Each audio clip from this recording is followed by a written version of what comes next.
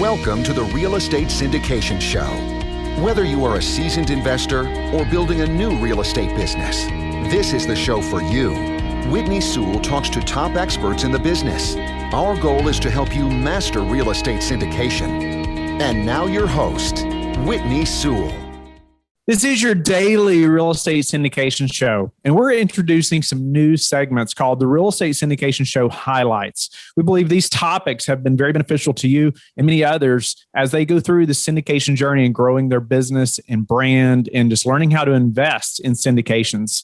Be sure to like and subscribe to the show and also hit the notification bell so you know when new shows come out. Have a blessed day. In my business or like the listener, they're getting started in this business, the money is a lot of times, like you said, where a lot of people start, right? Let's say, what's going to be the next person we should be looking for or to partner with. And I mean, I would think probably the analyzing or the brains, or maybe, are you going to share some of those roles maybe initially, or would you say, I really want to find this person that's going to assume those roles so I can just be focused over here? It's a really good question. I mean, so I'll just share our own experience. So for many years, we were buying, small multis. We'd buy a 10 unit. We grew very steadily. We didn't go from 0 to 500. Like that wasn't our path per se, and that's other people's path sometimes, but it just wasn't ours. We grew very slowly and steadily in terms of our kind of rental portfolio. So we went from literally like a 10 unit, then an 18 unit. Then we did jump to a 49 unit. And really my husband was at the helm of underwriting that deal, analyzing everything. He wore all three of those hats. He actually had someone helping him find the deals, but he wore the real brain. He wore the brains and the raising money hat. And at that point, we knew we wanted to get into bigger buildings.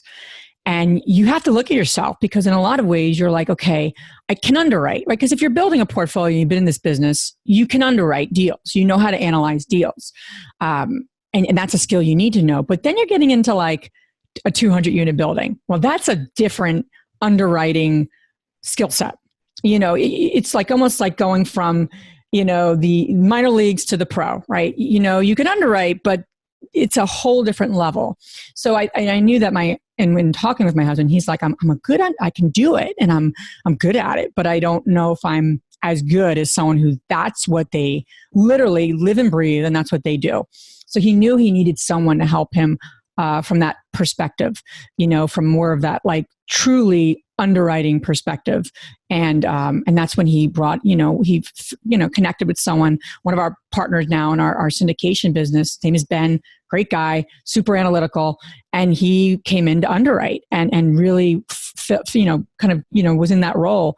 And then as we've grown, he's been kind of more in like a COO kind of perspective. We're helping with, the operational side of things where my husband's able to grow the investor base and the brand and those sort of things. So, as we've evolved and then we're like, we need help. My husband can't raise money for every deal for himself anymore. He's getting pulled in a lot of directions. So this current syndication we have, we're actually raising money for right now. We have a team, folks helping us and really part of the they're not necessarily fundraisers. We're calling them investor relationship people, are part of our team and they're going to win along, with us. So it's evolved. I don't think my personal opinion is that it's hard to grow like from 0 to like, 20 members of a team, like to say it should be growing. You should grow organically and start to say, what am I really good at? I'm doing all this, but where can I maybe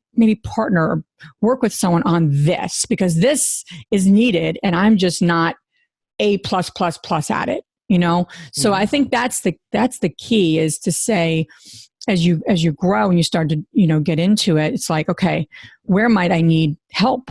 Where am I not a genius at? Because I don't think everyone, especially in this business, can be a genius at many things. Honestly, take someone who's amazing in this business, who's doing really well. They're probably really, really, really good at one thing. And they're really good. They're amazing, they're amazing at one thing. And they're really good at like 9 things. Because if you're good in this business, you know a lot about a lot of things. But my point is that you're usually like a genius, right? Like you wake up in the middle of the night and do this. Usually is 1 or 2 things. And I bet one of those things that they're really, really good at is managing a team. are hiring team members, Yeah. just like yourself. And you have to grow into that because it's like, okay, how do we win alongside ourselves? Because you know how in the syndication world, in this apartment building complex, it's not like you have all this just money to like not do anything with, right? Because you're putting the money into the building, you're putting the money into the assets. So you really need to start putting money aside to figure out, okay, how do we put money aside to manage our investors, to make sure we have enough money to, pay for some help. And we're figuring that out as we speak, because I think it's an evolving thing for many people. It's not like, here's the business and this is how you do it. Like, you might have the real estate experience, but building a business is different than real estate. It's in and of itself. So I think that's where people who have that business experience can just kind of run into this business and run with it because they built businesses before. That's great. But we kind of, I like to say, grew up in this business. We kind of grew up in building a business in this space. So we've figured it out, but I'm sure people take a lot shorter time than us. So I can relate to a lot of that. And there's things like, as far as your team, you don't know you need yet, or you're not ready for. Right. That you're going to, 6 months from now, you're going to have a different view or vision for your team than you do today. And almost until you get there, like, you don't know, you just don't know what you don't know. Right. And you want to start small, and really try to figure out, okay, how do we build together? Do we both have an entrepreneurial mindset? And that's the big thing too, is somebody wants to get paid today. That's not how this business works, especially apartment building, syndication. You don't get paid today. Right. You get paid as that asset stabilizes and all that good stuff. So mindset and kind of interests also play into it. Similar interests, similar values, similar, just entrepreneurial energy is important too. If you're interested in multifamily real estate, but don't know how or where to begin, our guide on how to start investing in multifamily real estate breaks down everything you need to know about identifying good investments plus real world examples. Download your copy in the show notes or visit lifebridgecapital.com/start now to start your journey in multifamily real estate. Vinney, obviously today, we want to really narrow in on building our team, and we want to elaborate on what that team looks like, and I want you to speak to the ones that are just getting started. I know you're coaching many students also, and so I know you're used to helping people get started at building a team, because I think initially it's like, where do I even start? Who do I need first? Or the chicken and the egg thing. It's like what which team member is most important, and so get us started and just building our team, and let's dive in. Totally, Whitney. As if somebody's starting right away, I try to tell my students also, please look for a like-minded person with integrity, with trustworthiness, with their goals, where they are going at a meetup group, a local group, meetup group. Because see, the thing is, you need to look in your circle of influence. I call it circle of influence, Whitney, because we have so many associates we have worked with in the past. We have relatives, we have friends, we have all these people. One needs to make a list of them and put down their qualities right next to it, because you are looking for a partner who's going to really go side by side with you to build this business together. So one team member that we all need is a partner. It's not a solo game. Please do not try to do it by yourself, because you'll get discouraged. And I know for sure, because we were discouraged for almost 10 months. We could not buy any property. Nobody wanted to give us loan. Nobody wanted to talk to us, So we started from zero investor, and they wanted to ask us how much experience we have. We couldn't lie, but we said we are learning it, and that's how we are now so successful. So the big thing I would like to say is get a team member together, make a Wyoming LLC, get a business card, get a nice website, $40-50. People are able to make great websites for you. You got to have a social presence, social media presence. Okay, now once we have that team member, total integrity wise, there has to be responsibilities. You got to lay out a foundation of the operating agreement and all the legal structure. Don't try to copy and paste things. I don't believe in that. So it's good to do legal Zoom, which is a service which is very efficient service, very inexpensive, that you could do that, or even self-formation of the Wyoming LLC. I've talked to so many attorneys. Wyoming LLCs are just like Las Vegas LLCs and Delaware LLCs, but they are much better. And then the other part is, now we got to talk about a syndication attorney. That's one person in our team, because we're going to be raising money. When we raise money, we have to follow the laws of SEC ruling, Securities and Exchange Commission ruling. So I would highly recommend, again, anybody could find a lot of different people, but Gene Trowbridge and Kim Taylor, they have been with me for 26 syndications that I've done, 27th one now, and they are marvelous people. And Kim Taylor, right from Florida and from Idaho, they're able to put packets. And there are a lot of other great syndication attorneys. Please go on their website and learn and read, what should a new investor look for the legal terms, and how they have to not talk about advertising, and how they need to have the pre-existing relationships, because most of the new investors will be doing mom and pop syndication, Regulation D, which is exemption, with 506B, as in boy, where you can get up to 35 investors, sophisticated investors, and as many accredited investors as you need. No problem. But the thing is, you want to really become a student of this profession. You can't just start overnight success. You cannot do it. So you got to have a member in the team. You got to get your syndication attorney. Real estate attorney is another person we need, right, in a team. Real estate attorney is, again, it's good to have in the state you're going to purchase the property. So in my academy, Whitney, I talk about, okay, you got the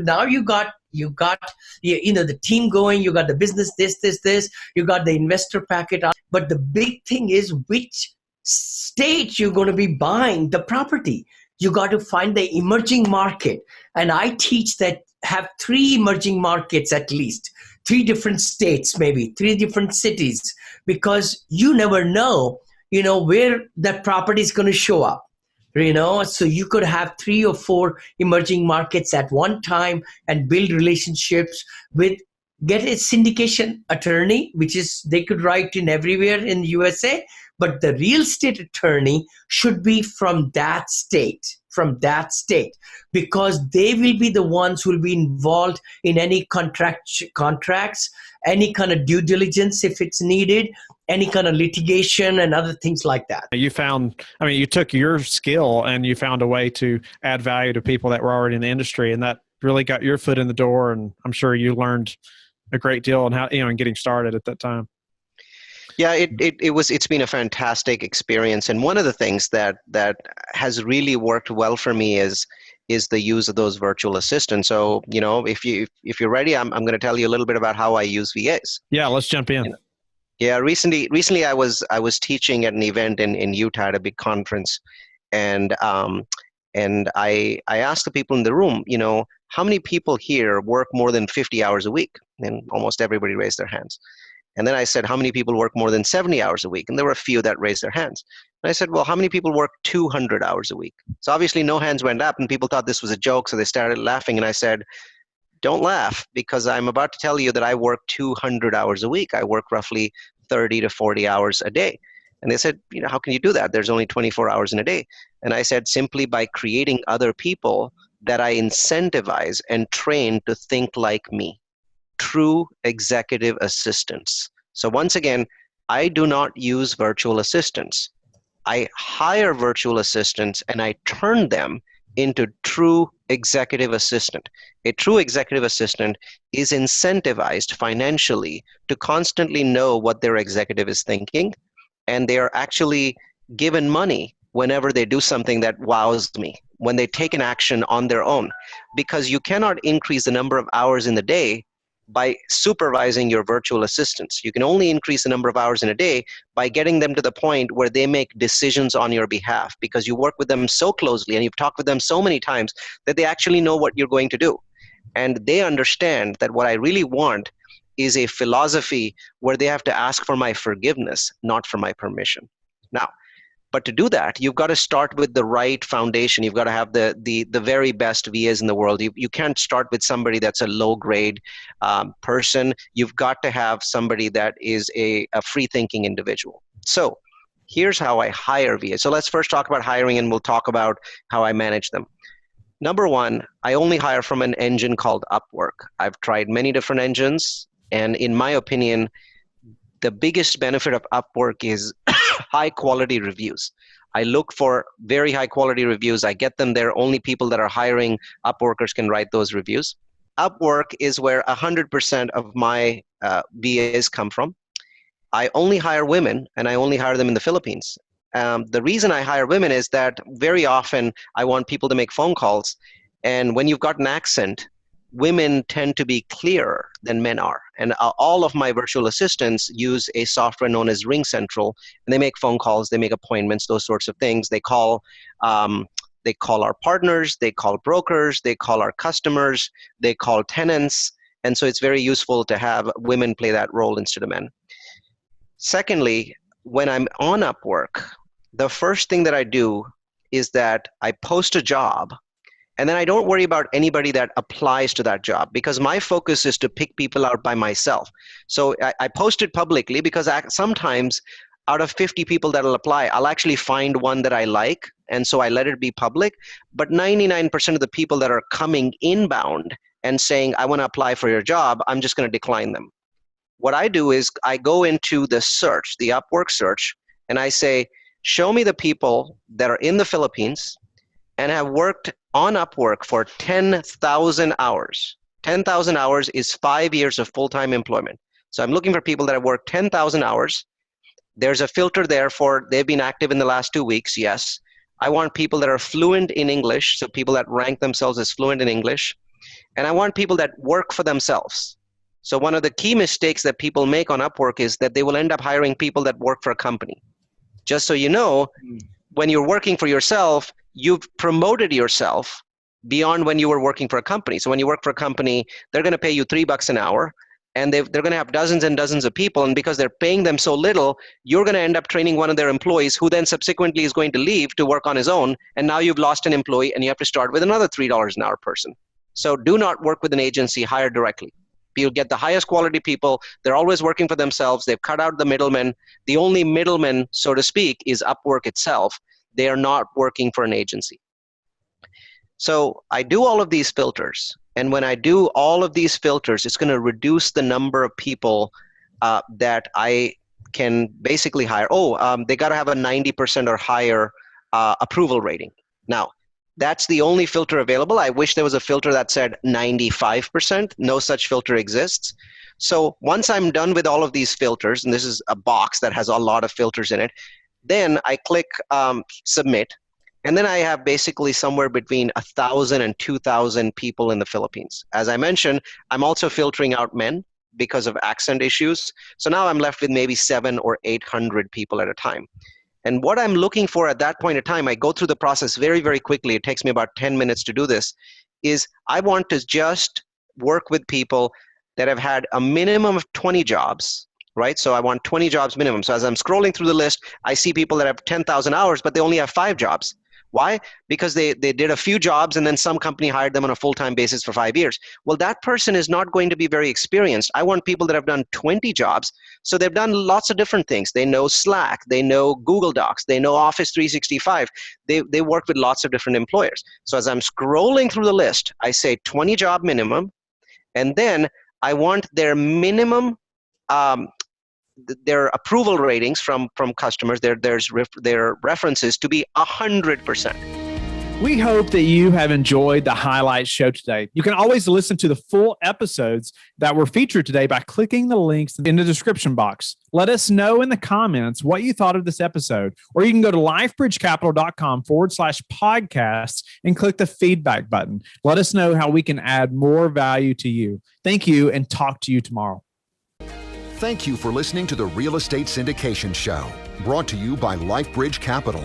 LifeBridge Capital works with investors nationwide to invest in real estate, while also donating 50% of its profits to assist parents who are committing to adoption.